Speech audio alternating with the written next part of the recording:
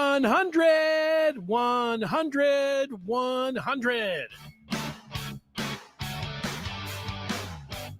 101 to 60, the final at the Chrysler Center in the Big Ten opener for Michigan basketball. And welcome in for these classes. Put on these other ones. Let's go. And we're ready to rock and roll on this Saturday. Thanks so much for joining us as the Michigan basketball team comes back from Vegas into the friendly confines, and they just picked up where they left off. And they were impressive all the way through. And as a reminder, if you're somebody that's just joining us, we're here after every Michigan basketball game.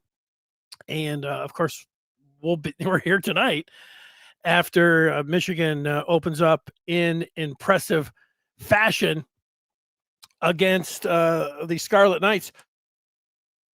Now, this is a team where they started out the season, great opening night against Oakland. They looked fabulous, but then they had two close games. An overtime win at the Little Caesars Arena. They won that one by 1 point, Wake Forest. And then the following game, they went on the road and played TCU, and they won by 4. And people were like, turnovers, tight games, you need to win them by a little bit more, and say, well, let's see how they look when they go to the desert. And then they just exploded out there. They hit the jackpot. As everybody, they have this talk of college basketball. They're not the number one team. We'll get to that coming up here shortly, but they were the talk of college basketball just in 3 straight days, 72 hours, wiping the field and just smacking them around where it got everyone's attention. And then so you're wondering, hey, is this going to continue? Yes, it is so far. And, Rutgers, Michigan was favored.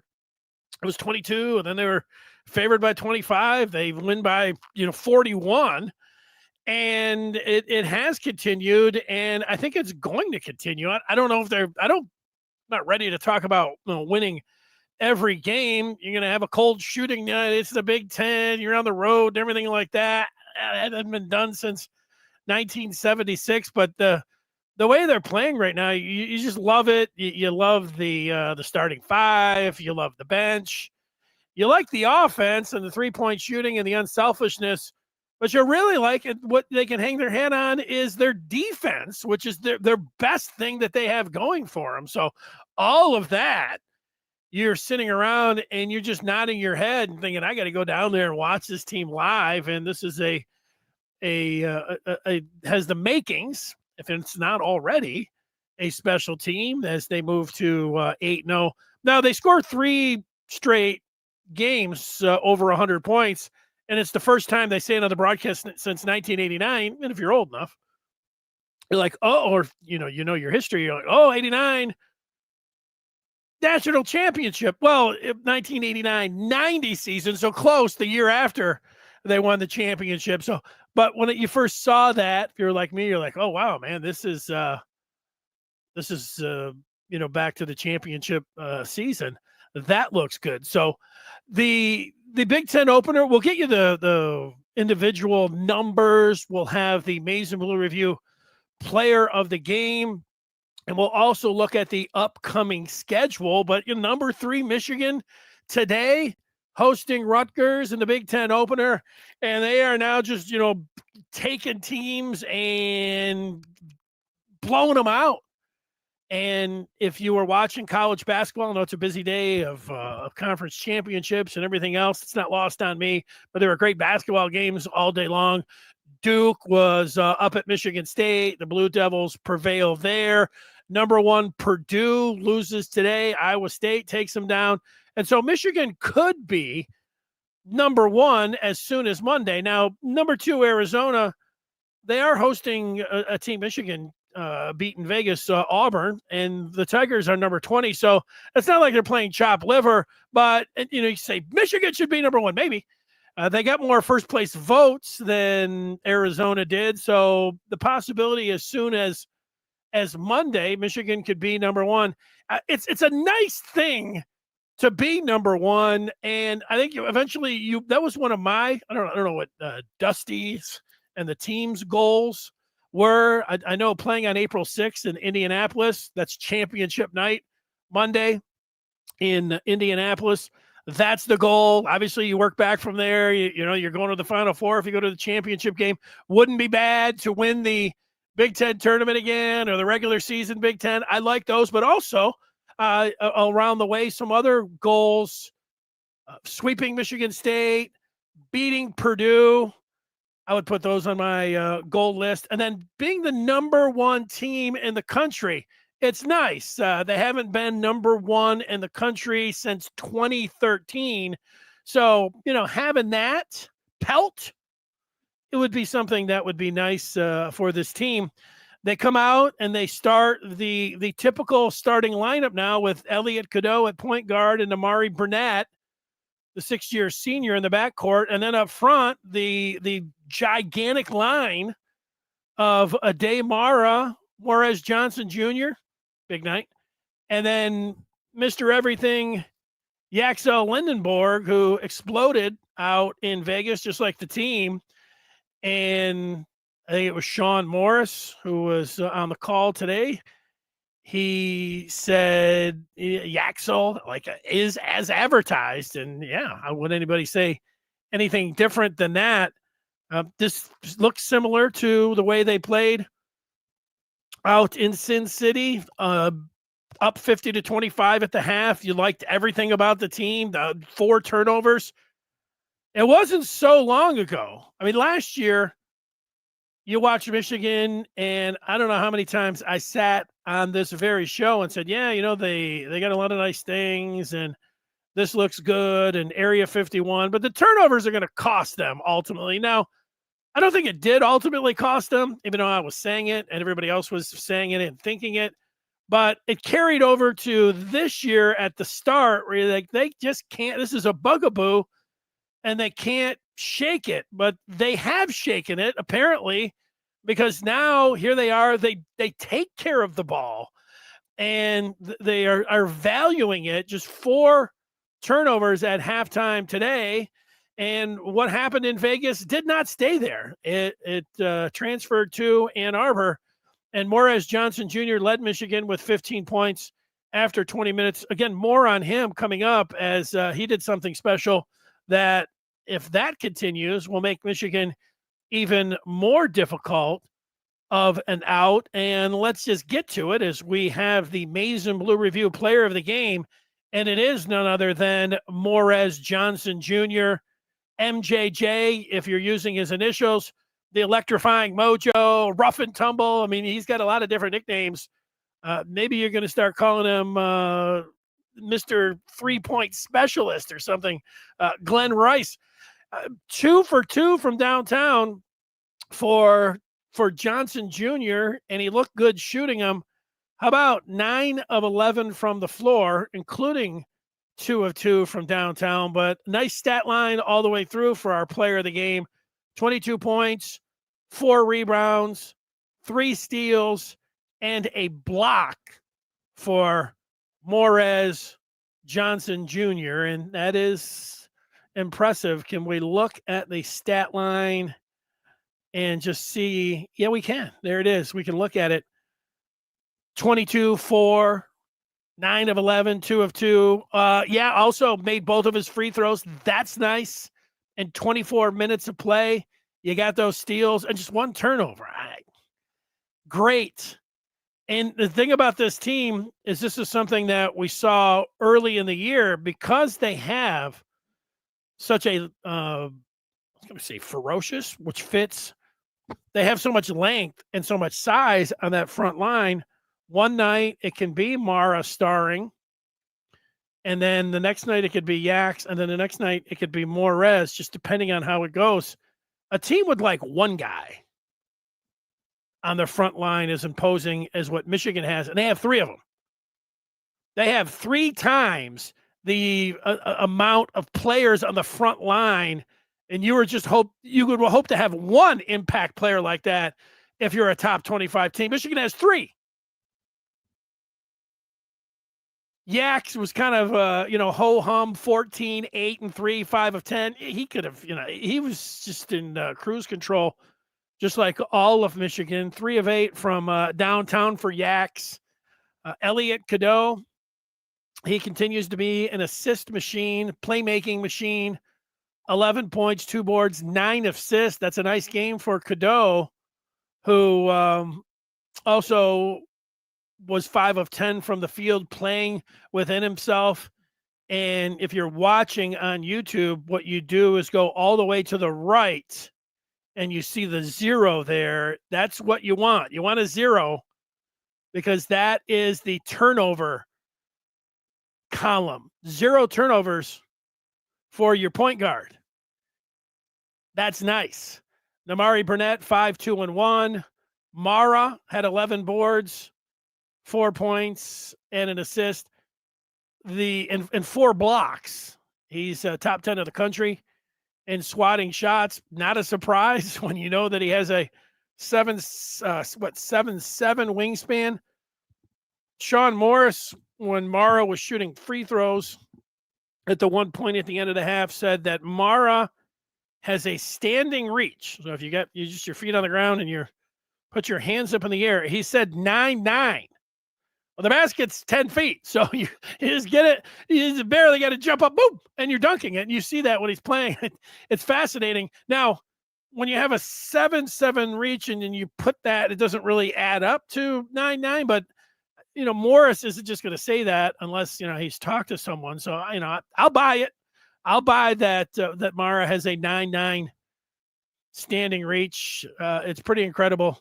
It's nice. The Michigan bench is nice. They are deep, and look at the first 3 guys. Trey McKinney, 13 points, 2 boards, 2 assists, 4 of 6 free throws. And McKinney, he's a big-time freshman. He's an impact freshman. I got to say that he looks super smooth when he's out there. He can do it all. He's 6'4". His shot from 3-point land looks really good, and at times it looks super smooth. Just the way that he could put a little extra arc to it. He's got a mid-range game, and then something that I did not know that he had in him. I have seen him dunk when he's been out in front of the break, but he caught 2 alley-oops. One, he threw down with authority that Cadeau threw up there to him, and he threw it down. I guess, you're 6'4". But it's nice to see. And then another one he caught from Yaks and was able to just gather it and put it up there. Another alley-oop that he was able to convert. If I would say something that if there was a question to me, what has been the most surprising aspect or player for this Michigan team through 8 games, I think I would go with the play of Roddy Gale Jr.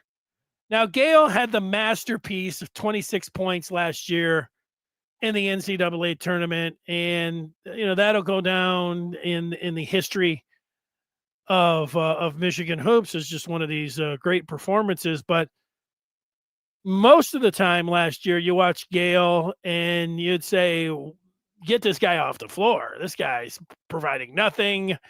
He is a turnover machine. He has no head for the game. I feel I was going to say mean, but it's accurate. I mean, all those things were accurate about him, but he has, I'm going to credit Gale. I'm going to credit the coaches. He has really put it together, and his role of coming off the bench. He played 22 minutes tonight. He can provide so much. You look down all the way to the right, 1 turnover. That's fine for Gale, but 5 of 7 from the floor, 11 points, 3 boards, 6 assists.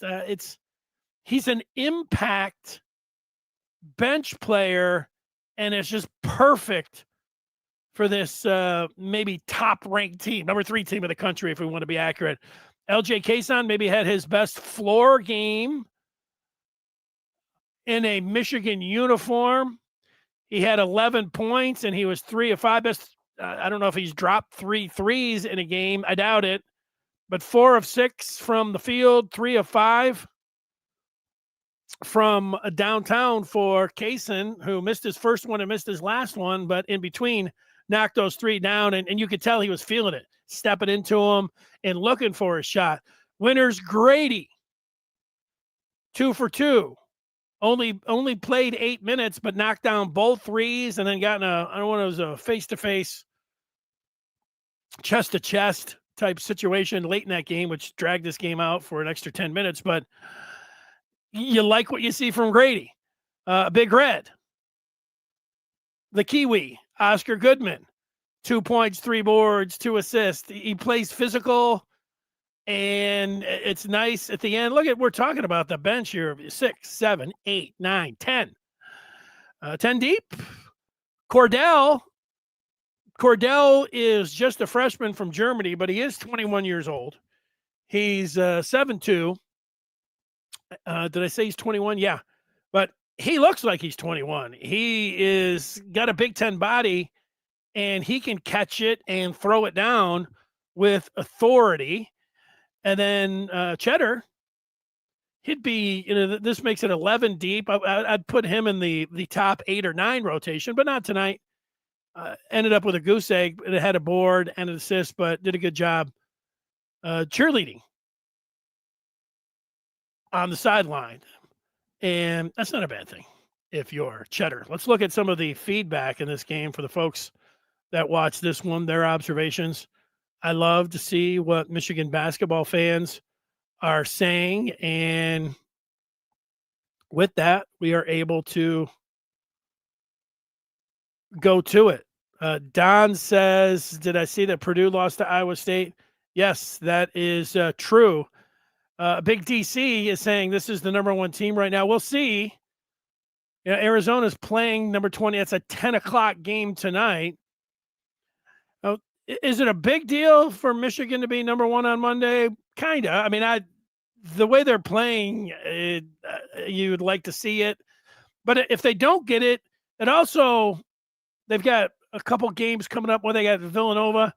It's almost like I could see that being, you're looking for anything you can for motivation. I think the fans, it would be motivation. The rankings would come out. Let's say Michigan's number 2. These voters are full of crap. And then the team could say, hey, let's go out and let's show what's, until they, they can just show you.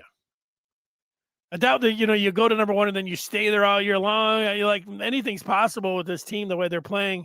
But yes, they could be number 1. It would be nice to be number 1. And like I said earlier, eventually I do want to see them as the number 1 team. And if it's as early as Monday, all right, go Auburn. They will be number 1. Guaranteed if Auburn wins in Tucson tonight. They're playing at Arizona. That would happen. Ferris excited about the game. Inexorable, the way they've been playing. I guess I'd have to look that one up to see, but I bet it's good. Trajan says he's been watching basketball since 1975, and he's never seen nothing much like this. Maybe UNLV and Arkansas in the 90s with the high scores of over 100. Well, the Hogs, who won the national championship under Nolan Richardson, what was their 40 minutes of hell. Dillard with the long shorts, and they had a Big Nasty was a part of those Arkansas teams. I love those teams. And I love Big Nasty, Corliss Williamson. And yeah, they would have a large scoring margin. But you have Vegas with the Plastic Man and Grandmama and Anderson Hunt and the Jacuzzi with Richard the Fixer Perry. Yeah, and the Shark, Jerry Tarkanian. That was a team that ran you off the floor every night. And that is what Michigan has been doing now they did it tonight. They did it for the 3 games in Vegas. And then if you go back to Middle Tennessee State, so 5 games, they've been acting like the running Rebels. I mean, it's showtime. It's showtime down at the Chrysler Center, Trajan.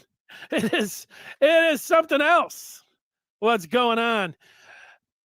A couple years ago, and I happened to over on the Maize and Blue review, and I would urge anybody that likes to talk more about Michigan basketball, likes to hang out during the game on a live feed, likes to read stories, recruiting, and continuously feed your Michigan basketball appetite. It's the Maize and Blue review. Go to on3.com. I'm over there talking hoops with anybody that wants anything, any angle, anything. And I posted over there about that the running Rebs from the 90s. Michigan's playing like that right now. And it was just 2 years ago that UConn in the tournament dismantled everybody. Smashed them to smithereens. That's the way Michigan's playing right now. It's 8 games in. But the conversation in comparing them to greats, it won't be long where somebody will write a story about, the being undefeated or something like that. I don't know. I would say, when do I myself, before I feel like I was at the Monday news conference and Dusty was sitting there. And I almost said, Dusty, because Dusty, he went to Indiana. He got a raise last year when Indiana fired their coach, Mike Woodson, and you knew that they were looking at Dusty. And that was always one of the things, like, oh, Dusty, if that Indiana job comes open. I almost wanted to say, hey, Dusty's a little bit younger than me, so I don't know. He doesn't remember 1976. But he'll remember 1976 because it had talked about a lot, the general, Bob Knight and Kent Benson and the club there that went undefeated, and there has not been a team since. I almost asked him, hey, Dusty, could a team go undefeated? And, maybe I say if they can close out 2025, they've just got a few more games here to do so. I think you get those long breaks, the Christmas break. I think you do start looking to, and just say it. But, it's been almost 50 years. So, things probably not, but at least you can have the conversation. When was the last time they got to 100, 3 straight games? So you must not have been watching from the beginning, Ferris, but that's okay. 89-90 was the last time. Derek says Michigan. Derek's over on the Maize and Blue review. He's a GIF savant. Also comes in with the key points here and there. Now he's talking about Michigan beating you in so many ways, shooting threes, inside, lots of long arms, making it hard for the opposing team to shoot. Yeah, Michigan plays this defense. I talked about it last time where Mara, puts both of his hands up and he goes running. Johnson does the same thing. They call it the cornet defense. And Mara did it sort of tonight, but it wasn't for a 3-point shot. If he's not right up on you, here's the cornet defense was a player for the Celtics who was a 7-footer, I think 7'2". And Mara and Yaks, because of their length, and Morris Johnson Jr., they do this. It's called the cornet defense. Sure, you close out on somebody, but you can be 10 feet away.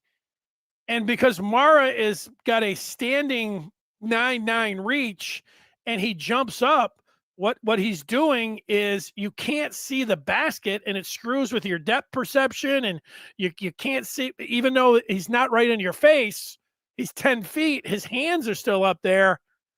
And the analytics say it works, and Michigan has deployed the cornet defense with Mara.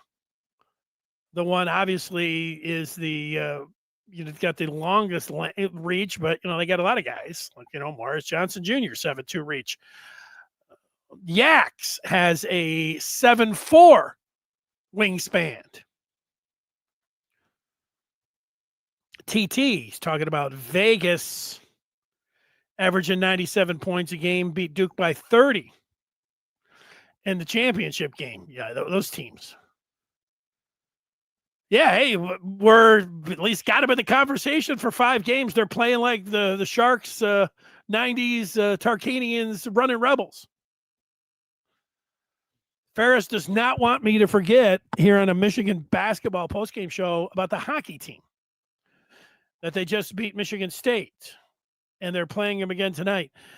Ferris, I watched the game last night. Give it up to the netminder. Not only did they beat Michigan State at Munn, they shut them out. And it should have been 4-0 because there was a replay. The puck went off the Michigan player's face, went in the net. It was a goal, but they reviewed it and took it away. I didn't like that one, but yeah, the Michigan hockey team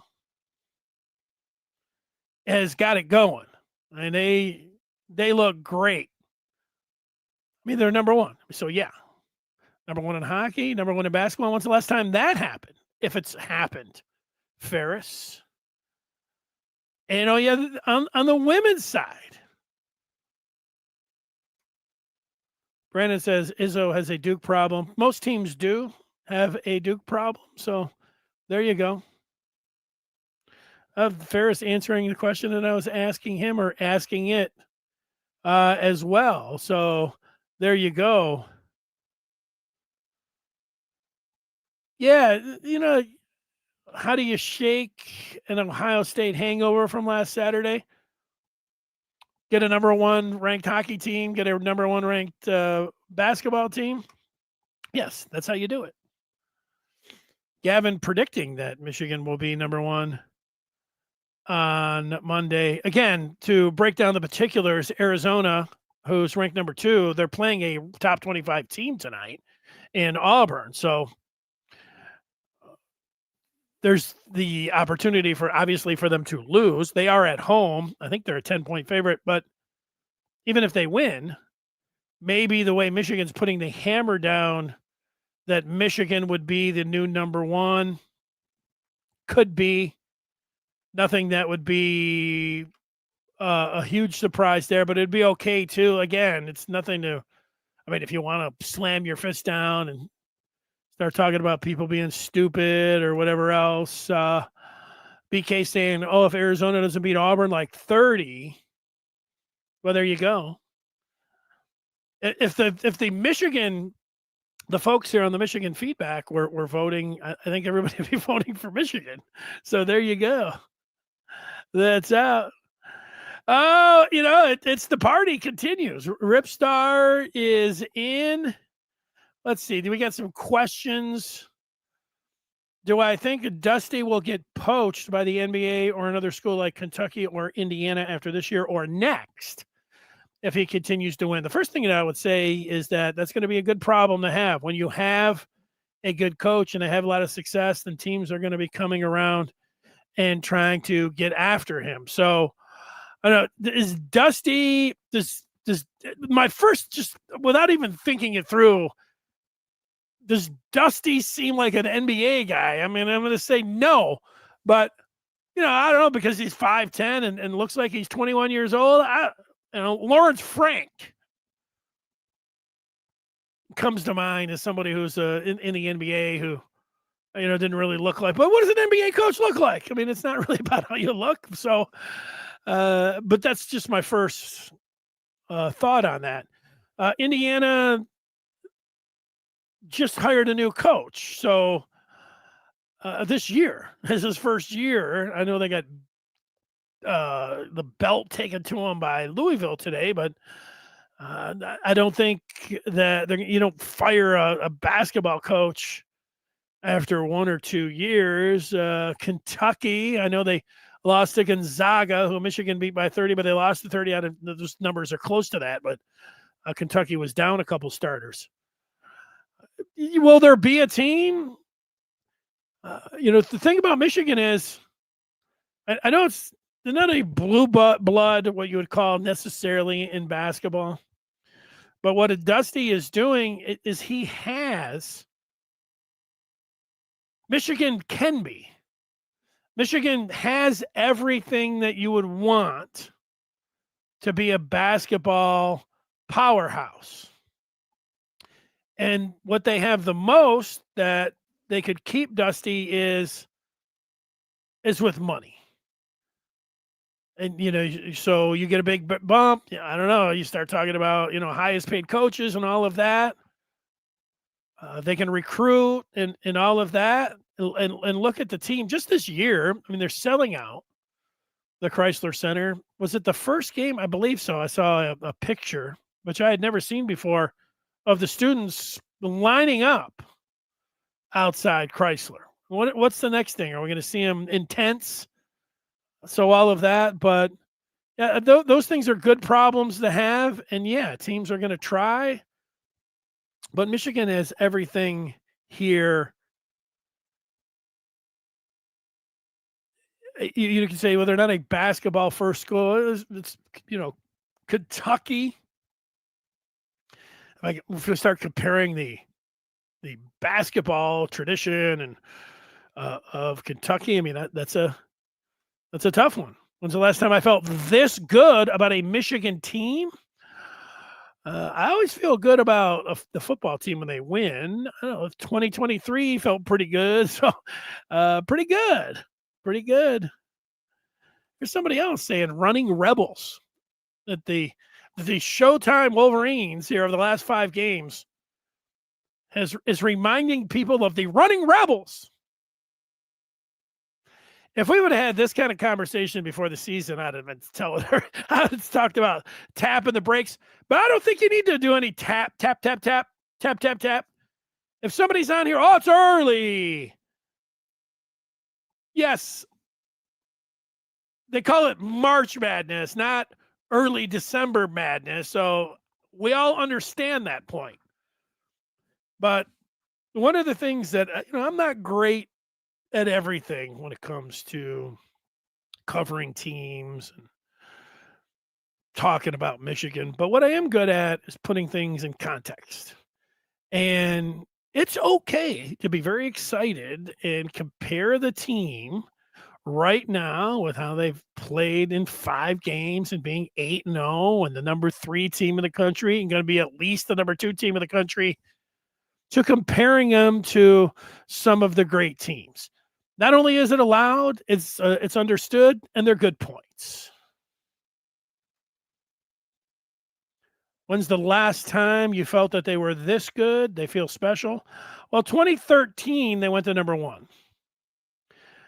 Some of those teams from Beeline that went to the title game, one year was kind of a surprise. The other year, I think you were expecting a little bit.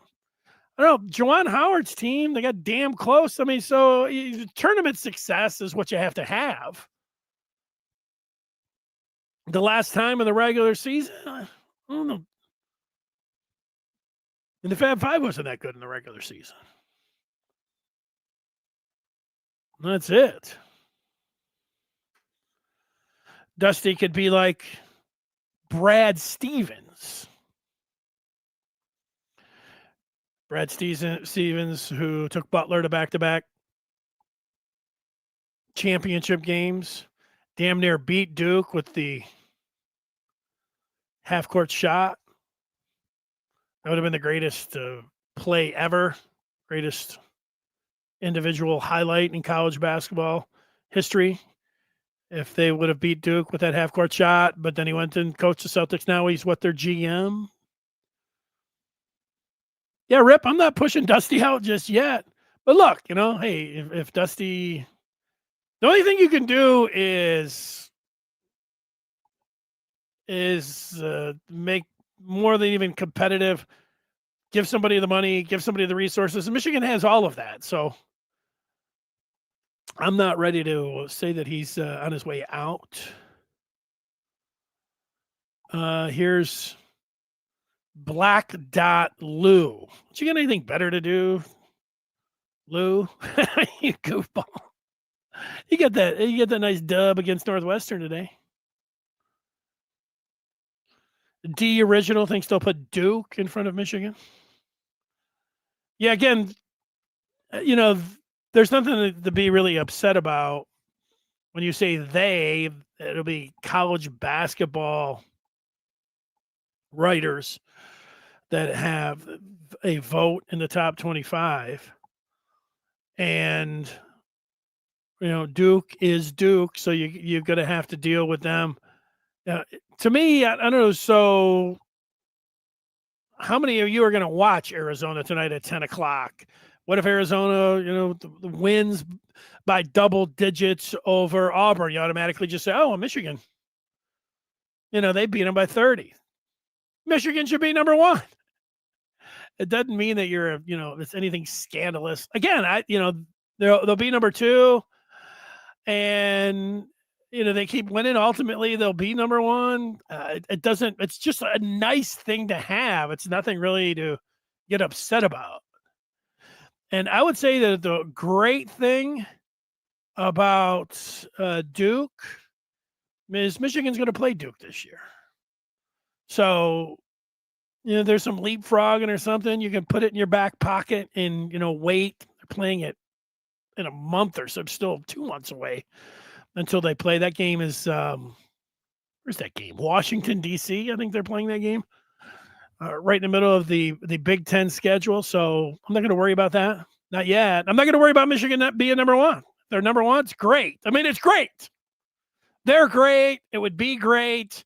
But if they're number two, it's okay. I mean, I don't know. Maybe I need to be more of like, oh, what an outrage. I'll work on that. I'm going to work on that.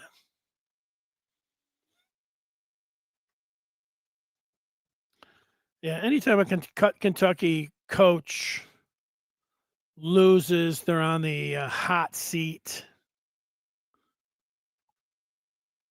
Why doesn't the Big House have the same fan enthusiasm as Chrysler? Well, I don't, to me, I don't want to take any shots at Chrysler with the number 2 team in the country or everything. I logged onto Twitter today, during the first half. And the first tweet that I saw was somebody talking about Michigan basketball, and they said, wow, number 3 team in the country. It's not really rowdy inside the Chrysler Center. Look, the Chrysler Center, it can always get better. It is really ramped up and with the noise level. But if you're someone who's been around, basketball is still, not only does it take, a back seat to football, there's a lot of folks that still like, I think that it's the old blues. I don't know if it's the boomer blues that put like are a little stale when it comes down to, here's me, I'm just a couple of years of removed from being a boomer myself, so I'm knocking them or whatever else. There's a lot of blue hair at just as many as the basketball. I don't consider the Chrysler Center to be some kind of hornet's nest. Oh, you don't just walk into the Chrysler Center, but you've got the Showtime Wolverines that are being compared to the running Rebels. The excitement level. Michigan, Dusty May will drag the fans into super fandom and start going crazy. So there's, I don't know. I like this one here. Having you talk about the Chrysler Center being full of rabid college basketball fans is it's new. Yeah, they bring it for the big games, but overall that has not been the case. When the Fab Five played, Michigan basketball goes back every decade they get to the Final Four, so they've got a rich history. But the Chrysler Arena used to be dubbed the Mausoleum for how quiet it was. And it's not like the place is always jam-packed with people going nuts. Oh, it's a little bit cold out. The weather, a little snow, a little slick out there. You look around, it's empty. But yeah, this year, I think that, people are showing up and they want to, nothing beats a real good team. Nothing beats winning. That takes care of everything. And so people will act a little crazier. I think the football, the crowd is great, but what do you need? A bunch of like half-cocked, like Buckeye fans, wasted, pulling their shirts off and screaming. So, oh yeah, that's such, I don't know. Now I'm just crying, or I don't know what I'm doing. DC says Michigan was 8-1 at this point last season, but nowhere near what they turned into by March Madness. If this team improves, then look out. It's well said. The UNLV team was awesome. Yeah, they were scary. I mean, it was Vegas, fireworks, shark, chewing on his towel, Grandmama, Anderson Hunt, the Plastic Man, Stacey Augman. Yeah, that team, that was a great time. Great time to be alive. Michigan is an everything school. I buy that. Rashad is tired of the pump the brakes crowd. Me too. Me too.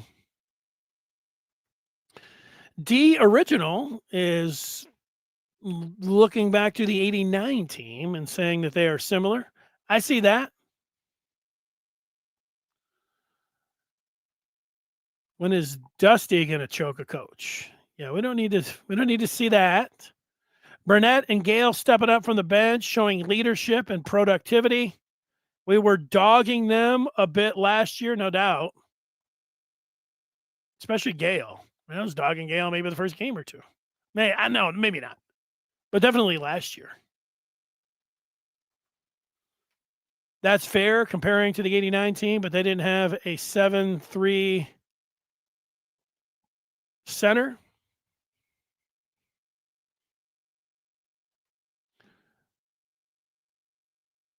The original says it sounds like he would vote Duke number one. I like, Arizona's number 2. They're playing tonight. They're undefeated, and you're going to put Duke in front of them. They're playing a top 25 team, and it just shows you it depends. You're a writer. Would you really put Michigan there because they're just on a roll and they're doing something that feels like, Sean Morris said it. I'll paraphrase, like, you just haven't seen this in years. I mean, that's what he's saying. So there's the case for Michigan. The original says Duke, going to Michigan State, winning in East Lansing. That's a very nice win. Arizona's a very nice squad. I watched Pete over with Morris Johnson Jr. in Switzerland over this summer in the under-19. I was like, this guy's awesome.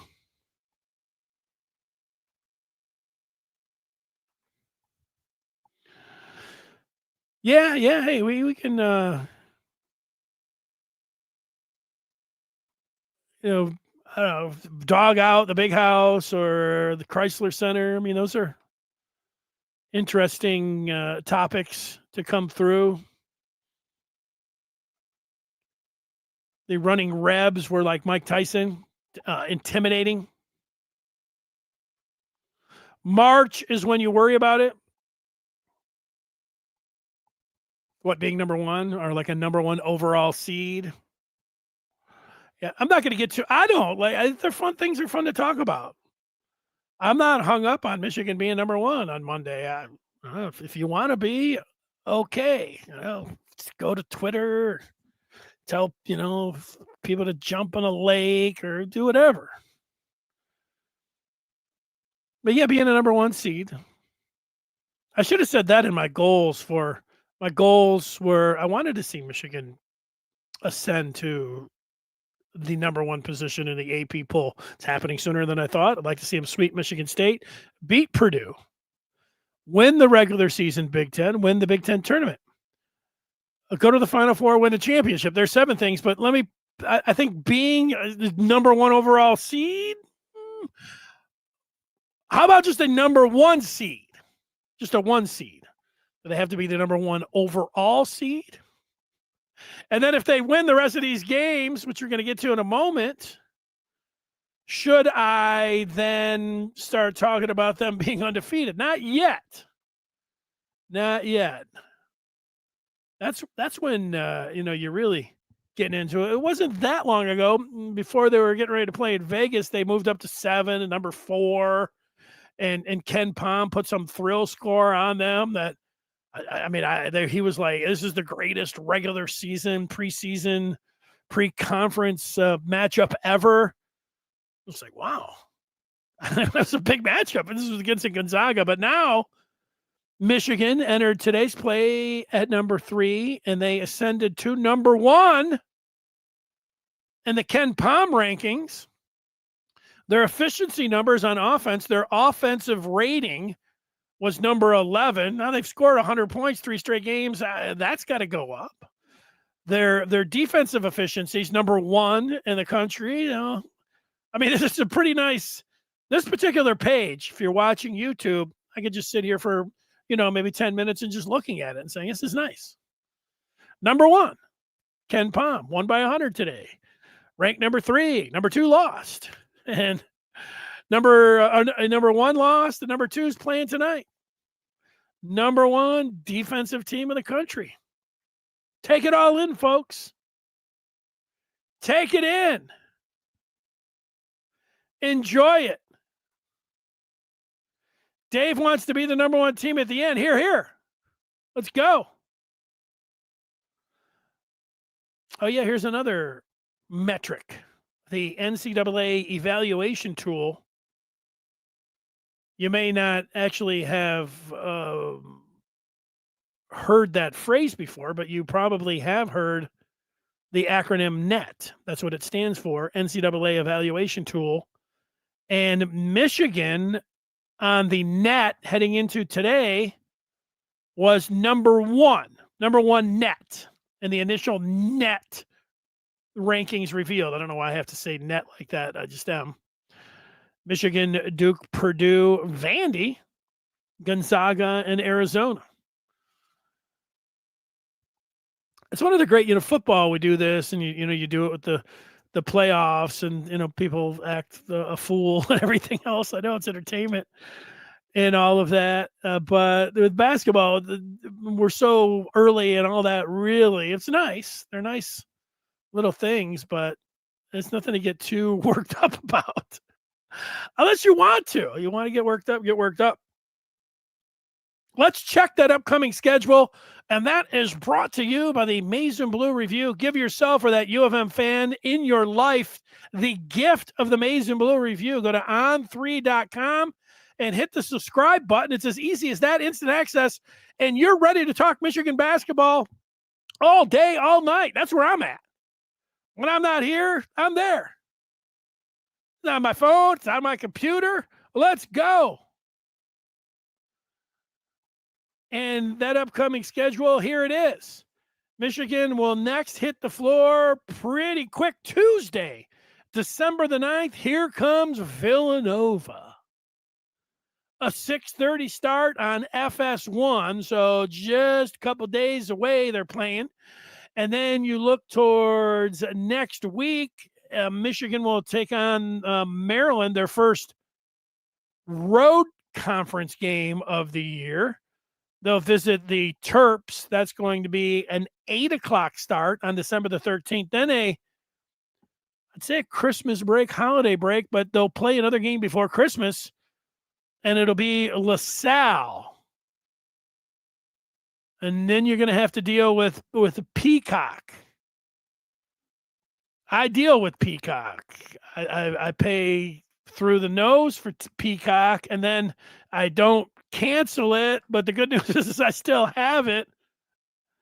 I think I paid, I don't know how much Peacock is a month, but whatever it is, it's rolled for a couple of years. And the only thing I do is just watch 3 or 4 Michigan basketball games a year. I need to do a better job on canceling. And then I had Big Ten Plus last month, and then I canceled it. I did a good job there. I like the Big Ten Plus, though. They had all these hockey games, and they automatically, you had the replay. The first game I hated on Big Ten Plus. Nothing against the students. The students were calling the game. They actually did a fine job, but they don't give the students anything. There's no graphics. They go to a timeout, or they go to a timeout. They have no commercials, which, I don't need a commercial, but they just like show a camera that's like, up in the top row that's just showing the game, or they just blank screen it and say, this will return shortly. Well, if you're like me, sometimes you get confused on that. It's like, wait a minute. Shortly, you feel like maybe they buffered you out, and then the next thing I know, I'm over there. Wait a sec, I got to check, and then I'm ejecting out of Peacock. It takes me 5 minutes to get back in there. That was just the first one, but the second one, the Big Ten that was the Big Ten Network Plus. It's actually pretty nice. They just did a horse crap job on those exhibition games. That's what they were. The first exhibition game they didn't care about. They're like, you can have it, and you're going to pay the $7.99, but we're not giving you a very plus viewership. But to their credit, when they played Louisville in that exhibition, they did a good job.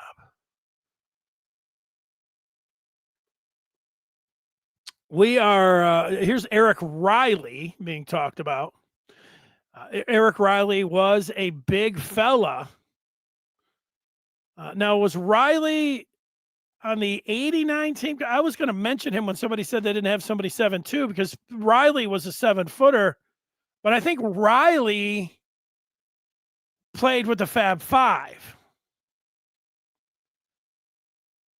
That's not really, I mean, you're just putting his name up there. I was going to mention him when somebody was talking about the 89 team, because Riley was a good player. He just came off the bench with the Fab Five. And he was definitely was a 7-footer. And he was, not only did he play with the Fab Five, how about this? This is nice from Nobody Shame 2024. He played with the Fab Five, and he was a freshman on the 1989 Michigan basketball team, but that was 89-90. So he just missed winning the championship. He would have needed to be on the 88-89 team.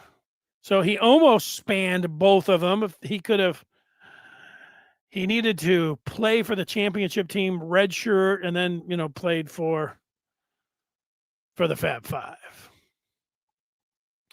Is Fat Rat going to watch the Big Ten championship game tonight? Who do you think wins? Who do I want to win? I don't want Ohio State to win. And I've never really, I don't know if I say really, I don't know if I've ever rooted for Ohio State in anything, but I bet Ohio State tonight. There were two things that, and I can't even recall what they were, but I wanted to, I was looking for a game to bet, and I was going to bet Georgia, and that didn't happen. That should have. I was also going to bet BYU, which would not have been a good bet. And so ultimately, out of all the games and everything else, I felt the most confident in betting Ohio State -4. And that's what I did.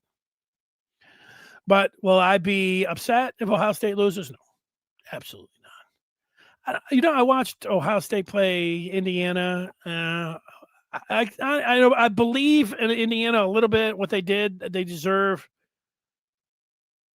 to be where they're at. It's been 2 years in a row. They went out, and that was a fabulous game that they played at Oregon. It was a thrilling game that they beat Penn State in, but I think that they're going to get beat tonight.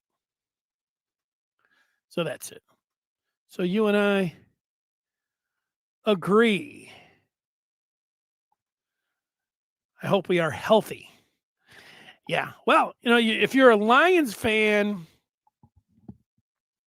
so normally you're nervous when you get a good team, and you think it's not too early to say this could be a Final Four team, championship team, if not a championship team. All those things that I was mentioning earlier: number 1 overall seed, number 1 in the AP poll, Big Ten regular season champs. Let's see all of that. Of course, let's see them cutting down the necks in Indianapolis on April the 6th. But yeah, injuries.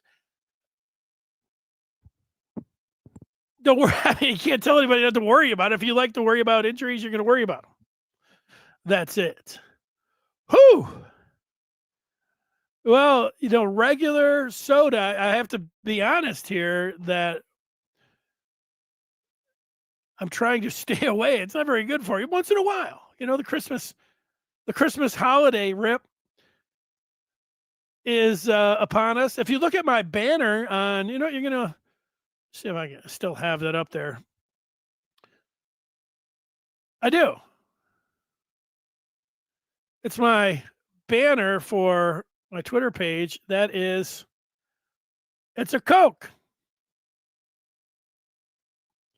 It's the national championship Coke.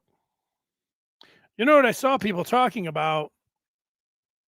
Cans of Coke. And somebody said somebody had put their can of Coke in and I don't know, it sprung a leak and it ruined all of that. They had some documents and stuff in there. I think I remember back in the day, the Red Wings when they were winning, they would have, Coke, champ. They're all cool.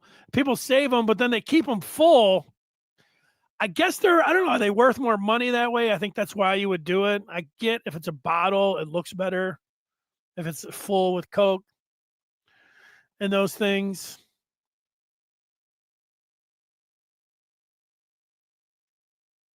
My point is that I drank that Coke straight away. It was like a tall boy Michigan championship Coke. Boom. Actually, I had a 6-pack of them, but I saved that can. It's in a very nice spot. I'll have it forever. That's it. I don't think in 20, 30 years, somebody's going to say, I'll give you $100 for that can of Coke. Probably not. But in a funny story, Rip, about Coke cans, is that my wife likes Diet Coke a lot. I mean, she even has a shirt that says Diet. It's one of her favorite shirts, Diet Coke. She likes Diet Coke. But what I wasn't aware of is that if you don't drink your Coke or Diet Coke, there's an expiration date on them. Well, she had these Diet Cokes out in the garage, and she said they're past the date. And I drank. She said that they get stale. I tried one. I don't like Diet Coke to begin with, but she was right. Well, I put them outside the garage, and I was going to just pop all of the tops and drain them, and I was going to return them. But I call myself lazy. I didn't do it. And then it got so cold these last couple days where my wife parks was really close to where I had these, 10, 20 expired Diet Cokes. And you're going to just guess what happened. They exploded with the, the wind chill and everything else. And they didn't just like break and then so I guess you can't get the returnable. The thing exploded and then it sprayed all over my wife's car. She was like, and the kicker on it though is a month or two ago, she said, why don't you just throw those Cokes out? And I said, because I'm going to drain them and take them back. And then I didn't. So when she told me, I offered to take her car up to wash it. And she said, no, I'm doing it. So that's it. Yeah, I felt bad for, what I would say about Diet Coke is that the people that like Diet Coke, like really like it. I mean, they like, it's like their thing. Like they just love it. Sean Morris, I've mentioned him a few times today. He's the color analyst. He went to Northwestern. He's been doing it for a long time. His running mate there, the play-by-play man, said, oh, Sean Morris doesn't have a Diet Coke.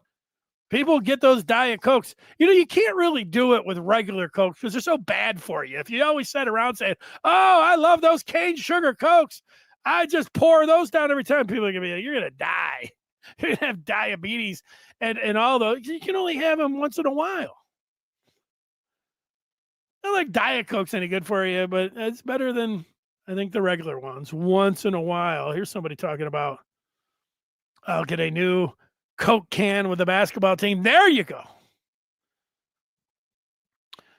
Rashad says nothing lasts forever except the McDonald's fries.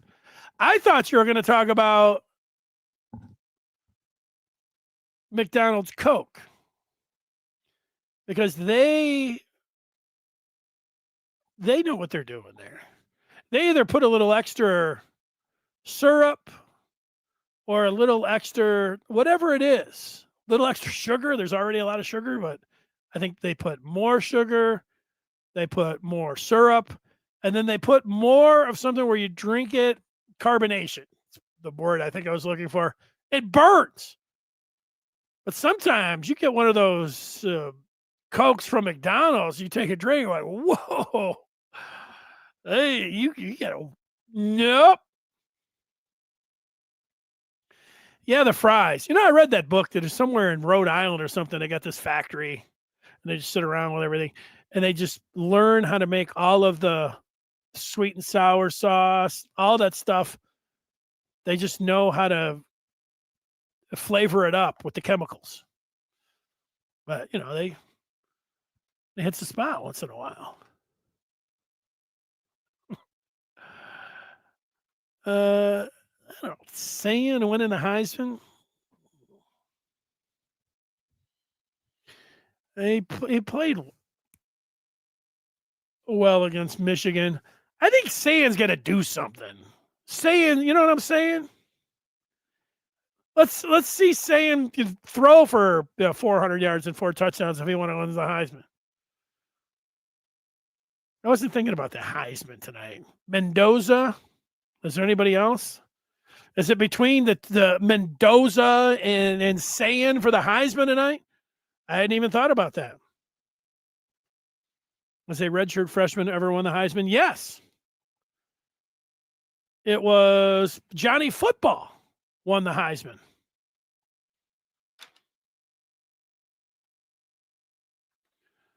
Worst Heisman field ever. I agree with that. Also, Ripstar is saying that famous Jameis won the Heisman in 2013. He did win the Heisman. I was not aware that famous Jameis was a redshirt freshman. I knew Johnny Football was. Johnny Football was awesome. That's why he won the Heisman. He deserved it. Got my vote. All right. That's going to do it tonight. Talking Michigan hoops for an hour. But, hey, the team deserves it. They keep throwing up 100 points, destroying teams, being the number one team in the country. Well, this is what we're going to do. This is how we're going to roll. So I'm going to watch some football, and I will be back on Monday on this very channel that you are watching right now or listening to. And I will see you coming up on Monday at 2:00. Until then, Michigan is 8-0. What happened in Vegas did not stay in Vegas. They brought that bill back to the Chrysler Center, and they win again by a large margin, 41. They're 8-0, the number 3 team, number 1 with a bullet. Is that right? How to say it? I don't know. We'll find out on Monday. So long, everybody. We'll see you over on the Maize and Blue Review. Good night.